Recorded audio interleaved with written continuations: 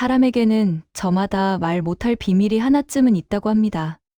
하지만 42살 정훈 씨의 비밀은 그 무게가 너무나 무거워 강산이 4번 변하는 세월 동안 그의 영혼을 검게 짓눌러 왔습니다.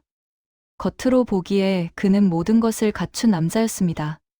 185cm의 늠름한 체격, 다부진 어깨, 그리고 서울의 중견기업에서 인정받는 15년 차 베테랑 IT 개발자. 후배들에게는 신망두터운 팀장이었고 부모님께는 듬직한 외아들이었죠. 하지만 화려한 도심의 불빛이 꺼지고 홀로 원룸으로 돌아가는 길, 그의 뒷모습은 한없이 작아 보였습니다. 그의 내면은 물 한 방울 나지 않는 사막처럼 메말라 있었기 때문입니다. 이유는 단 하나, 태어날 때부터 부여받은, 아니 어쩌면 가혹한 형벌처럼 짊어지게 된 비정상적으로 거대한 신체적 특징 때문이었습니다. 그것은 누군가에게는 부러움 섞인 농담의 소재일지 몰라도 정훈에게는 삶을 송두리째 앗아가는 파멸의 씨앗이었습니다. 그의 트라우마는 23살 눈부시게 푸르던 대학 시절로 거슬러 올라갑니다. 6개월간 순수한 사랑을 키워온 첫 여자친구와의 강원도 여행. 하얗게 눈이 내리던 산속 펜션에서 그는 평생 잊지 못할 비명을 들었습니다. 어둠 속에서 그의 몸을 확인한 그녀의 눈에 서린 것은 사랑이 아닌 본능적인 공포였습니다. 이게 뭐야? 너 사람이니? 어떻게 이래? 이건 괴물이잖아. 그날 이후 정훈의 시간은 차갑게 멈춰섰습니다. 상처는 여기서 끝나지 않았습니다. 20대 후반에 만난 2번째 여자친구는 그의 비밀을 마주하자마자 비릿한 비웃음을 흘렸고 30대 초반에 만난 3번째 여자는 그를 환자 취급하며 차가운 병원 수술대를 권했습니다. 이건 병이에요. 정상적인 생활이 불가능하다고요. 수술 없이는 아무도 당신을 못 받아줘요. 그 말들은 정훈의 가슴에 대못처럼 박혔습니다. 42살이 될 때까지 그는 단 한 번도 사랑의 끝을 경험해보지 못한 채 스스로를 결함 있는 존재라 낙인 찍었습니다. 남들이 누리는 평범한 행복이 그에게는 허락되지 않는 기적과도 같았습니다. 그는 이제 누구에게도 마음을 열지 않습니다. 누군가 다가올수록 그는 더 깊은 어둠 속으로 숨어들었습니다. 또다시 그 공포의 눈빛을 마주할 용기가 없었기 때문입니다. 그렇게 정훈은 42년이라는 시간을 세상에서 가장 외로운 거인으로 살아가고 있었습니다. 지독한 외로움 속에 자신을 가두었던 정훈에게도 거부할 수 없는 숙명이 찾아왔습니다. 평생을 독실한 기독교 신자로 교회의 장로와 권사로 헌신하며 살아온 그의 부모님에게 40이 넘도록 혼자인 아들은 지울 수 없는 가문의 얼룩이자 기도의 제목이었습니다. 부모님의 간곡한 눈물 섞인 부탁에 정훈은 결국 마지막 도살장에 끌려가는 심정으로 선자리에 나갔습니다. 그곳에서 만난 진경 씨는 첫눈에 보기에도 단아하고 정갈한, 마치 은은한 조명을 받는 성화 속의 인물처럼 깨끗한 분위기를 풍기는 여자였습니다. 저는 혼전 순결을 목숨처럼 소중히 여겨요. 하나님 앞에서 이미 서약했거든요. 진경이 건넨 이 한마디는 정훈에게 예상치 못한 역설적인 구원이었습니다. 결혼이라는 관문을 통과하기 전까지 자신의 비정상적인 비밀을 감출 수 있는 완벽한 방패막이가 생긴 셈이었죠. 그는 비겁하다는 자책감을 느끼면서도 안도감이라는 달콤한 독배 뒤에 자신을 숨겼습니다. 1년이라는 긴 연애 기간 동안 그는 단 한 번도 진경의 몸에 깊은 손길을 대지 않았습니다. 진경은 그런 정훈을 보며 신앙심 깊고 자신을 진정으로 아껴주는 고귀한 성품의 남자라 믿으며 깊은 감동에 빠졌습니다. 하지만 축복 속에 울려 퍼진 웨딩마치 뒤에는 잔혹한 운명이 기다리고 있었습니다. 발리의 붉은 노을이 바다를 집어삼키던 신혼여행의 첫날 밤, 정훈은 터질 것 같은 심장을 부여잡고 온몸을 떨며 그녀 앞에 섰습니다. 그리고 마침내 조심스럽게 자신의 감춰온 진실을 드러낸 순간 진경의 표정은 경탄이 아닌 경악을 넘어선 혐오로 무참히 일그러졌습니다. 이건 하나님의 뜻이 아니에요. 이건 부정한 것이고 지독한 죄악이에요. 그녀에게 정훈의 신체는 신이 내린 축복이 아니라 사탄의 기괴한 장난이자 저주받은 징벌이었습니다. 종교적 결벽증에 가까운 신념을 가졌던 그녀에게 평범함을 벗어난 정훈의 특징은 곧 죄와 다름없었습니다. 그녀의 날카로운 외침은 정훈의 영혼을 갈기갈기 찢어 놓았습니다. 낯선 타국 땅의 화려한 리조트. 하지만 정훈은 차가운 소파에 몸을 웅크린 채 뜬 눈으로 밤을 지새웠습니다. 파도 소리조차 비웃음처럼 들리던 그 밤, 그는 뼈아픈 결론을 내렸습니다. 신조차 나를 외면하는구나. 나는 평생 혼자라는 감옥에서 썩어가야만 하는구나. 우여곡절 끝에 올린 결혼식이었지만 정훈의 신혼집은 달콤한 보금자리가 아닌 거대한 침묵의 요새였습니다. 아내 진경은 그날 밤 이후 정훈을 마치 끔찍한 전염병 환자라도 보듯 노골적으로 피하기 시작했습니다. 같은 지붕 아래 살면서도 식탁에 마주 앉는 법이 없었고 거실에서 어쩌다 눈이라도 마주치면 진경은 소름 끼친다는 듯 몸을 떨며 자신의 방으로 숨어들었습니다. 굳게 닫힌 방문 너머로 들리는 자물쇠 잠그는 소리는 정훈의 가슴에 매일같이 날카로운 칼자국을 남겼습니다. 남편으로서, 아니 한 인간으로서 완전히 부정당한 정훈의 삶은 서서히 무너져 내리고 있었습니다. 그러던 어느 비 내리는 저녁, 그 견고하고 적막한 요새에 예상치 못한 균열이 생겼습니다. 아내 진경의 친동생이자 정훈에게는 처제인 현진이 집을 찾아온 것입니다. 현진은 언니와는 사뭇 다른 분위기를 가진 여자였습니다. 필라테스 강사로 활동하는 그녀는 꽉 끼는 레깅스 차림에도 당당했고 건강한 생기가 온몸에서 뿜어져 나왔습니다.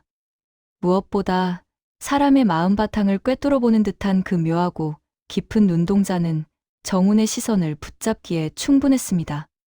하지만 밝은 웃음 뒤에 숨겨진 그녀의 눈빛에는 언뜻언뜻 말로 다 못할 짙은 그림자가 스쳐 지나갔습니다. 아내 진경이 교회 모임으로 자리를 비운 밤, 거실 탁자에는 술병이 놓였습니다. 어색한 침묵을 깬 것은 현진의 낮은 목소리였습니다. 형부, 사실 얼마 전에 이혼 서류 도장 찍었어요.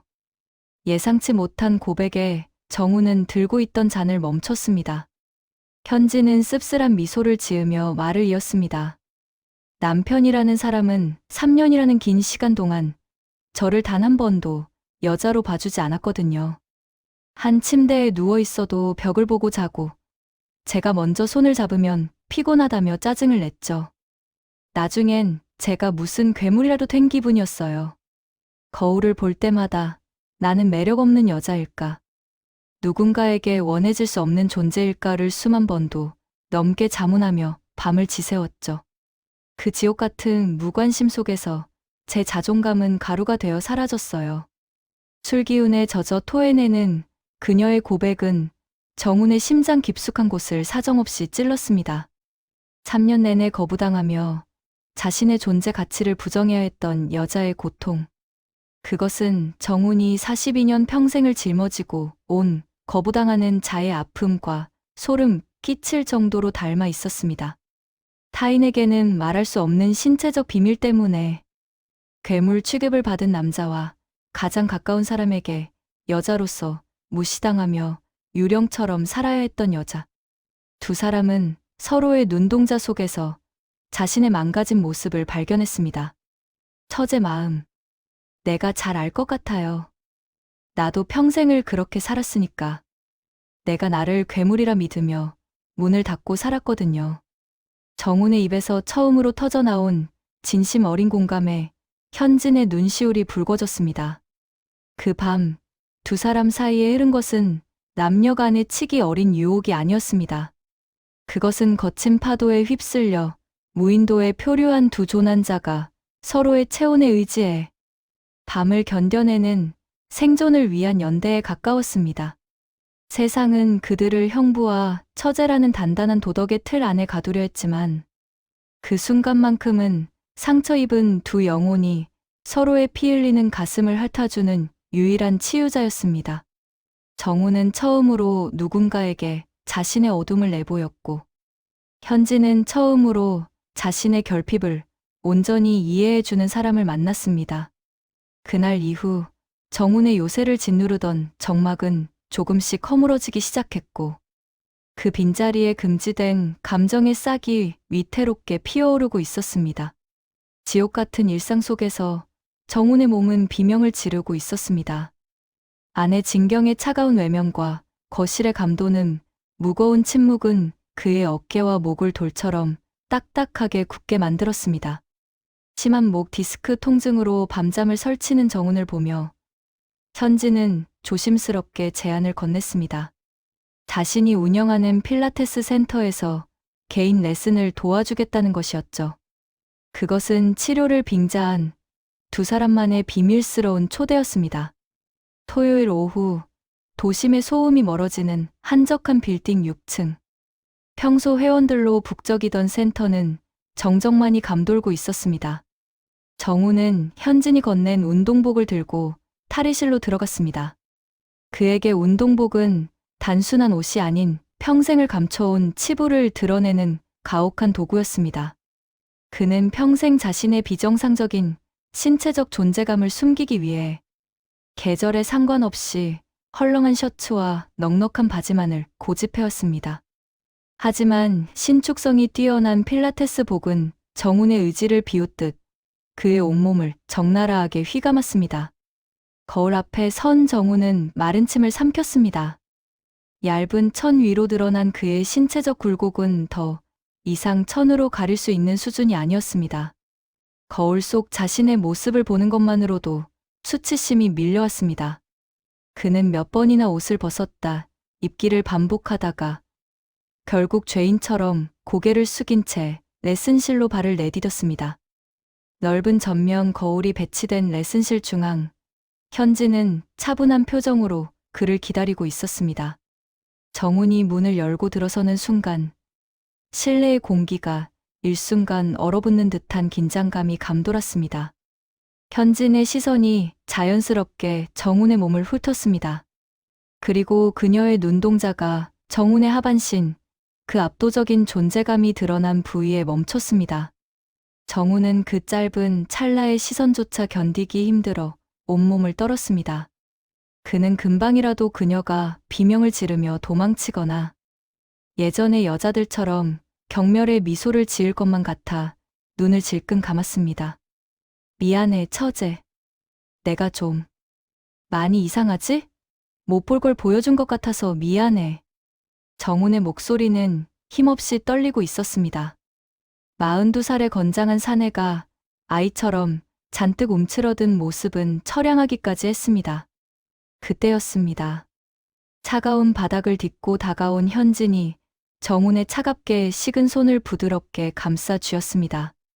그녀의 손은 놀라울 정도로 따뜻했고 정운을 바라보는 눈빛에는 단 한 점의 공포나 조롱도 섞여 있지 않았습니다. 오히려 그 눈빛은 깊은 바다처럼 고요하고 평온했습니다. 형부, 고개 들어요. 이건 전혀 이상한 게 아니에요. 오히려 아름다운 거죠. 현진의 목소리가 정운의 귓가에 울렸습니다. 그녀는 정운의 눈을 똑바로 응시하며 한마디 한마디에 힘을 실어 말했습니다. 사람마다 그릇의 크기가 다른 것뿐이에요. 어떤 사람은 작은 종지만 한 그릇을 가졌고 어떤 사람은 끝을 알 수 없는 깊은 항아리를 가졌죠. 언니는 그저 너무 작은 그릇을 가진 사람이었을 뿐이에요. 형부라는 거대한 존재를 담아내기에 언니는 너무나 부족했던 거예요. 그러니까 제발 스스로를 괴물이라고 부르며 자책하지 마세요. 평생 괴물 혹은 신에게 버림받은 죄악이라 불려온 정운에게 현지는 처음으로 그릇의 크기라는 축복 같은 표현을 건넸습니다. 42년이라는 긴 세월 동안 굳게 닫혀있던 그의 마음의 빗장이 그 말 한마디에 허망하게 무너져 내렸습니다. 정훈의 눈시울이 걷잡을 수 없이 뜨거워졌습니다. 수천 명의 성도 앞에서도 당당했던 그였지만 자신을 있는 그대로, 아니 오히려 특별하게 봐주는 단 한 사람의 진심 앞에서 그는 무너질 수밖에 없었습니다. 나를 정말 괴물로 보지 않는 거야? 괴물이라니요. 형부는 제가 평생 기다려온 저를 온전하게 채워줄 수 있는 유일한 사람인 거려. 현진의 따뜻한 위로는 정훈의 상처난 영혼에 새살을 돋게 했습니다. 42년 만에 처음으로 나를 온전히 봐주는 사람을 만난 순간 정훈을 짓누르던 열등감과 수치심은 연기처럼 사라지고 그 자리에 생경하고도 뜨거운 감정이 차올랐습니다. 고요한 센터의 공기 속에서 두 사람의 숨소리가 조금씩 겹쳐지기 시작했습니다. 그것은 금지된 사랑의 시작이자 동시에 서로의 구원을 알리는 서막이었습니다. 정막이 감도는 필라테스 센터, 오직 두 사람의 거친 숨소리만이 공간을 메우고 있었습니다. 치료를 위한 스트레칭이 이어질수록 형부와 처제라는 사회적 가면은 얇은 운동복만큼이나 위태로워지고 있었습니다.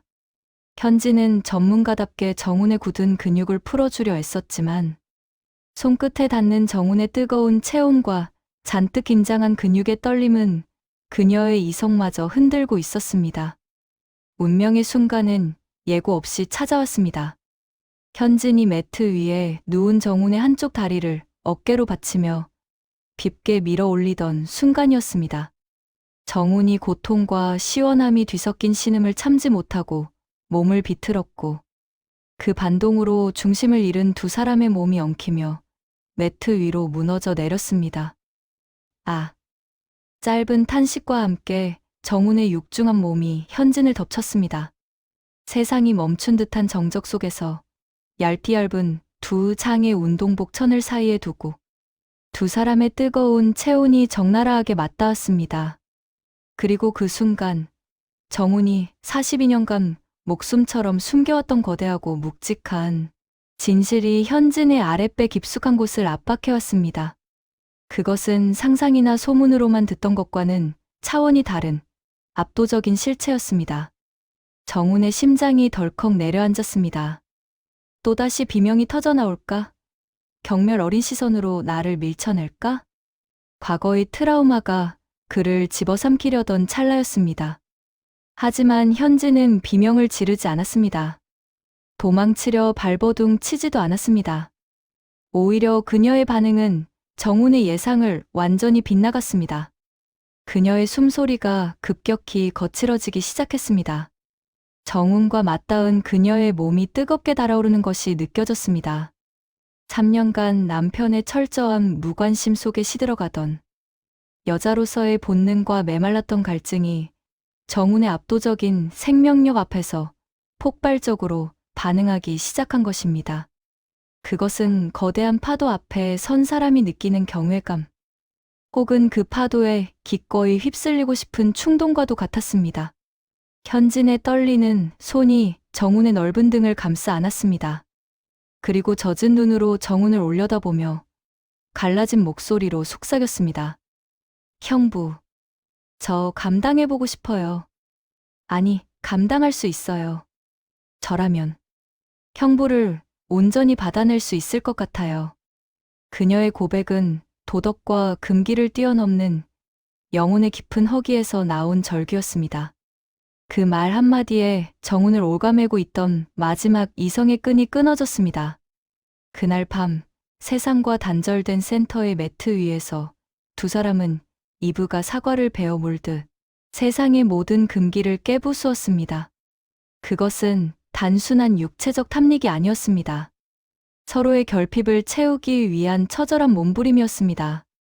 정훈은 42년 평생 처음으로 누군가를 안으면서 상대를 아프게 할까봐, 망가뜨릴까봐 두려워하지 않아도 되었습니다. 그가 조심스럽게, 하지만 묵직하게 다가갈수록 현진은 고통이 아닌 환희에 찬 신음을 흘렸습니다.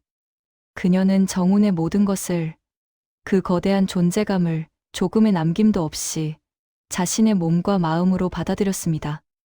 오히려 더 깊이 더 강렬하게 그를 원했습니다. 땀과 눈물로 범벅이 된 채 절정의 순간에 현진이 정훈의 귓가에 뜨거운 숨결을 토해내며 말했습니다. 이건 저주가 아니에요, 정훈 씨. 이건 축복이에요. 나를 여자로 살게 해주는 유일한 축복. 그녀는 더 이상 그를 형부라 부르지 않았습니다. 그 순간 그들은 그저 온전한 남자와 여자였습니다. 아내 진경이 죄악이라며 혐오했던 정훈의 신체는 현진에게는 메마른 대지를 적시는 단비이자 구원이었습니다. 두 사람의 결합은 서로의 상처난 영혼에 새살을 돋게 하는 치유의 의식이었습니다. 정훈은 현진의 품 안에서 더 이상 세상에 버림받은 괴물이 아니었고, 현진은 정훈의 압도적인 사랑 속에서 더 이상 쓸모없는 여자가 아니었습니다. 서로의 결핍이 완벽하게 맞물리는 순간, 두 사람은 비로소 온전한 인간으로 다시 태어났습니다. 죄책감은 나중에 밀려올 테지만, 지금 이 순간만큼은 서로가 서로에게 유일한 종교이자 구원자였습니다. 행복은 위태로운 유리성과 같았습니다. 현진과 함께하는 시간 동안 정훈은 생애 처음으로 자신이 살아있음을 느꼈지만 그 대가는 잔혹한 폭풍이 되어 다가오고 있었습니다. 42년의 침묵을 깨고 터져나온 정훈의 생기와 묘한 자신감은 남편을 죄인 취급하며 요새 속에 가두어두었던 아내 진경에게는 참을 수 없는 의구심의 씨앗이 되었습니다. 진경은 조용히 그러나 치밀하게 움직였습니다. 그녀는 사람을 고용해 정훈의 일거수일투족을 기록했고 그가 현진의 센터로 향하는 길목마다 증거를 수집했습니다. 그녀가 원한 것은 단순한 이혼이 아니라 두 사람의 영혼을 파괴하는 완벽한 심판이었습니다. 운명의 주일 아침 평화로운 성가가 울려 퍼지는 교회는 정적과 경건함으로 가득했습니다.